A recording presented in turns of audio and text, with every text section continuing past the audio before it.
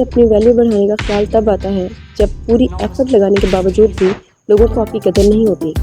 जब किसी रिश्ते में, किसी काम में आप अपना 100% दे रहे होते हैं, लेकिन सामने वाला पर्सन आपको कोई अहमियत नहीं दे रहा होता, तब ये ज़रूरी हो जाता है कि आप लोगों को एहसास करवाएं कि आप भी कुछ हैं, आपकी भी कोई इम्पोर्टेंस है, आपकी भी कोई वैल्यू है, आप भी वैल्यू और रिस्पेक्ट डिज़र्व करते हैं। आप लोगों को अपनी वैल्यू कैसे बताएंगे, अपनी इम्पोर्टेंस कैसे बताएंगे, आज हम उसी टॉपिक के बारे में बात करेंगे। हमें बस वो गलतियां करना बंद कर देनी है जो डे बाय डे हमारी वैल्यू गिरा रही हैं। और कुछ कॉमन बातें हैं जो फॉलो करनी है जिससे वैल्यू बढ़ती है। सबसे पहला स्टेप है कि स्मार्ट बनिए। अगर आप सबसे स्वीट पर्सन है तो आपने ये नोटिस किया होगा कि कुछ लोग अचानक से आपसे प्यार से बात करना शुरू कर देते हैं क्योंकि उनको आपसे अचानक कोई काम याद आ जाता है और वो काम उनको आपसे करवाना है। लेकिन आप भी प्यार से बात को मना करना सीखिए। स्वीट होने का यही मतलब है कि आपको इतना फ़र्क पता करना आना चाहिए कि वो पर्सन कौन है जिसको सच में आपकी हेल्प की ज़रूरत है और वो पर्सन कौन है जो सिर्फ आपकी स्वीटनेस से फ़ायदा उठाना चाहता है। बट स्वीट लोगों की सबसे ज़्यादा प्रॉब्लम यही है कि वो किसी को मना करना जानते ही नहीं। वो किसी को मना नहीं कर सकते बिकॉज वो किसी को हर्ट कर ही नहीं सकते। लेकिन आपको इतना पता होना चाहिए कि थोड़ा सा अपने बारे में सोचना और स्मार्ट होना कोई गलत बात नहीं है। ओके, आप ये जान लें कि कोई पर्सन जितना ही स्वीट हो लोग उसको कम वैल्यू करते हैं। इसलिए स्वीटनेस और स्मार्टनेस अगर बैलेंस में हो तो आपके लिए बहुत अच्छा है। नंबर 2, नॉलेज बढ़ाइए। वो तो आपने बात सुनी ही होगी कि नॉलेज इज़ पावर। कॉलेज की पढ़ाई के अलावा रियल लाइफ की नॉलेज बढ़ाइए क्योंकि आपको जो भी चीज़ लाइफ में चाहिए उस तक पहुंचने के लिए नॉलेज आपकी काफ़ी मदद करता है और यही नॉलेज आपको आपकी सोसाइटी में वैल्यू इंक्रीज़ करने में भी मदद करता है। बस ये डिसाइड कीजिए कि आपको किस फील्ड में, किस चीज़ में इंटरेस्ट है, उस फील्ड को, उस नॉलेज को बढ़ाइए। और उस फील्ड का सबसे बड़ा सोर्स क्या है, कहाँ से सीख सकते हैं आप? बुक्स को हमेशा से इसका काफ़ी अच्छा सोर्स बताया गया है। जैसे जैसे आपकी नॉलेज बढ़ती जाएगी, आपका सोचने का, बात करने का वे ऑफ टॉकिंग आपका बदलता जाएगा और ये चेंज आपके इर्द गिर्द रहने वाले लोगों को भी महसूस होता है। इसलिए नॉलेज बढ़ाइए बिकॉज जिसके पास नॉलेज होता है उसकी वैल्यू सब करते हैं। Number 3, be real. लोग हमारी वैल्यू करेंगे या नहीं ये भी जाने अनजाने में हम लोग ही डिसाइड करते हैं। जैसा कि लोगों का अटेंशन पाने के लिए कुछ भी बड़ी बड़ी और झूठी बातें कर दी, प्रॉमिस कर लिए लेकिन जब पूरा करने की बारी आई तो पीछे हट गए। झूठ का सहारा लेकर हम कभी भी अपनी वैल्यू बढ़ा नहीं सकते हैं क्योंकि झूठ तो झूठ होता है, वो कभी भी ज़्यादा दिन तक रह नहीं सकता है। आखिरकार तो सच सामने आना ही होता है। अगर कोई ऐसा काम हो जो आपसे नहीं हो सकता तो दूसरे को उसके बारे में कभी भी प्रॉमिस मत करें जस्ट उसको इम्प्रेस करने के लिए। और ह्यूमन साइकोलॉजी में स्केरसिटी प्रिंसिपल के बारे में भी पता होना चाहिए। इसका मतलब ये होता है कि हम हमेशा उसी चीज़ की परवाह करेंगे जो कम है। इसीलिए तो इंसान उस इंसान की वैल्यू कभी नहीं करते हैं जो हर टाइम अवेलेबल होता है, क्योंकि ये हमारी साइकोलॉजी है। स्केरसिटी प्रिंसिपल का इस्तेमाल कीजिए, कम अवेलेबल रहिए, तभी आपकी वैल्यू बढ़ेगी। नंबर 4, स्ट्रेंथ और वीकनेस। आपको अपनी कमज़ोरी और आपकी ताकत कभी अच्छे से पता होना चाहिए। ये उनको ही पता होती है जो खुद को बहुत अच्छे से जानते हैं। जब आपको ये पता चलता है कि आपकी स्ट्रेंथ क्या है, कौन सी ऐसी चीज़ है जो आपसे बेटर कोई भी नहीं कर सकता, तो उस काम को पहचानिए और उस काम में इम्प्रूवमेंट लाने के लिए अपना फोकस बढ़ा दीजिए। हमें बचपन से ही यही सिखाया जाता है कि अपनी कमज़ोरियों को पता करें और उन पर बेहतर तरीके से काम करें, उस पर प्रैक्टिस करें, उस पर ध्यान दें, उस पर ज़्यादा फोकस करें, उसको अच्छे तरीके से बार बार प्रैक्टिस करके करें। जैसा कि स्कूल में हम जिस सब्जेक्ट में वीक होते थे उस पर ज़्यादा ध्यान देने, उसकी ज़्यादा प्रैक्टिस करने के बारे में हमें बोला जाता था। जबकि जापान में ये रूल उल्टा है।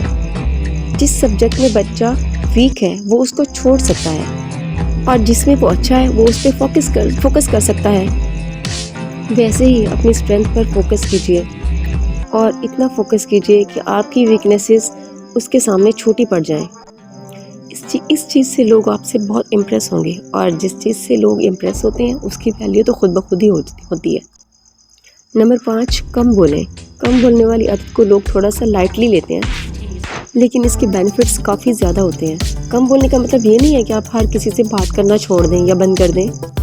जो आपके करीबी दोस्त हैं, आपके फैमिलीज़ हैं, आपके फ्रेंड्स हैं, उनसे बहुत सारी बातें कीजिए।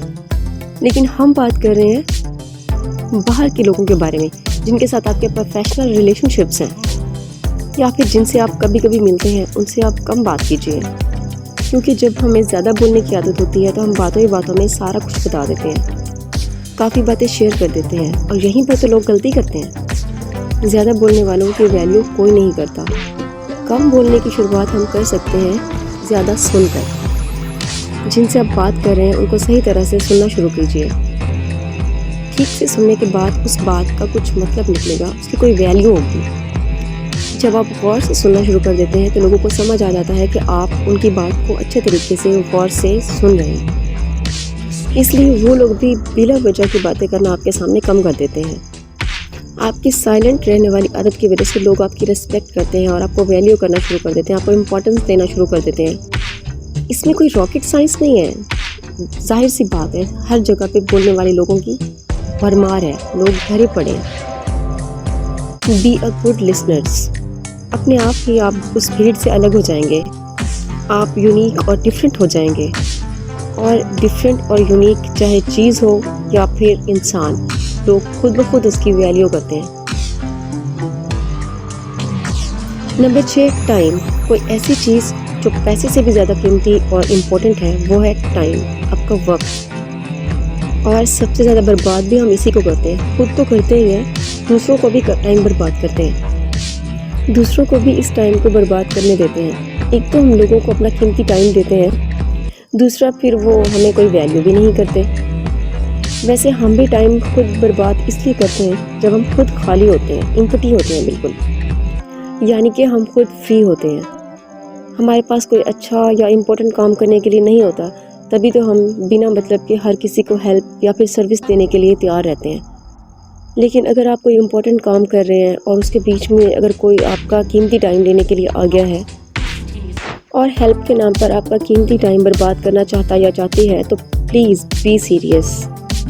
मना कीजिए, मना करना सीखिए। सच बोलिए कि आप बिज़ी हैं, आप इस टाइम वो काम नहीं कर सकते। बिना बताए उनको भी कैसे पता चलेगा कि आपका टाइम बहुत कीमती है, आप बहुत बिज़ी हैं। और शायद आपको भी यही लगता है कि अगर आप अपने काम को प्रायोरिटी देंगे और लोगों को मना करेंगे तो लोग बुरा मान जाएंगे, लिहाज रखेंगे आप उनका। जी हाँ, वो बुरा मान सकते हैं, बट 1-2 मरतबा ही बुरा मानेंगे। उसके बाद आपको कोई काम करने से या कहने से पहले वो ये एक बार ज़रूर याद रखेंगे कि आप भी बिज़ी हो सकते हैं, आपको भी काम हो सकता है। आपका टाइम इतना फ्री या फिर फालतू नहीं है कि कोई भी आकर ऐसे ही खामखा वेस्ट कर दे। लेकिन अगर आपके पास वक्त है, आप फ्री बैठे हैं, तो आप खुद के ऊपर काम कीजिए, अपने ऊपर काम कीजिए। Improve your self, work on your self. अपनी नॉलेज बढ़ाइए, एक्सरसाइज कीजिए, अपने फैशन, अपने स्टाइल को फाइंड आउट कीजिए, या फिर सबसे ज़्यादा इम्पोर्टेंट, खुद को जानिए। लेकिन बिज़ी रहना बहुत ज़रूरी है। फ्री रहने वाले लोगों की ना तो लोगों ने कभी कदर की है ना करेंगे। बिज़ी रहेंगे तभी वैल्यू बढ़ेगी। देखिए कितने सिंपल से स्टेप्स थे, और मुझे ऐसे लगता है कि ये सब कुछ आपको पहले से पता होगा, बट आपने अप्लाई नहीं किया होगा ये सब। वो लेक्चर, वो बड़ी बड़ी बातें भी किसी काम की नहीं रहती जिनको इस्तेमाल ना किया जाए, जिनके ऊपर इम्प्लीमेंट ना किया जाए, जिनके ऊपर काम ना किया जाए। हमें अपनी वैल्यू इसलिए भी बढ़ानी चाहिए क्योंकि जिस सोसाइटी में हम रहते हैं वो उनकी कदर करता है, वो उनको वैल्यू करता है जो अपनी कदर आप करते हैं, जो खुद को वैल्यू देते हैं, जो खुद को इम्पोर्टेंस देते हैं। अगर भरोसा ना हो तो एक मरतबा आप खुद के काम बंद करके दूसरों के काम करने के लिए, फ्री सर्विस देने के लिए निकल जाइए। वो खुद तो अपने काम करवा लेंगे, लेकिन ज़रूरत ना होने पर आपकी तरफ पलट कर देखेंगे भी नहीं कभी भी। और ना ही जब आपको ज़रूरत हो तब आपको कोई काम आएंगे, आपको सर्विस देंगे। जब भी आपको उनकी मदद की या उनकी हेल्प की ज़रूरत हो, वो लेम एक्सक्यूज़ेस करेंगे, बहाने बनाएंगे कि हमारे पास टाइम नहीं है, ये वो, ऑल दैट। सो गाइस, जहाँ आपकी एफ़र्ट्स की, आपकी लगन की, आपकी डिवोशन की, आपकी तवज्जो की कदर नहीं है, वहाँ अपनी एफ़र्ट्स मत लगाइए। आज के लिए इतना ही। उम्मीद है आप सबको सारे स्टेप्स अच्छे लगे होंगे और आप इनको अपनी नेक्स्ट लाइफ में फॉलो ज़रूर करेंगे। आज के लिए इतना ही। अल्लाह हाफ़िज़।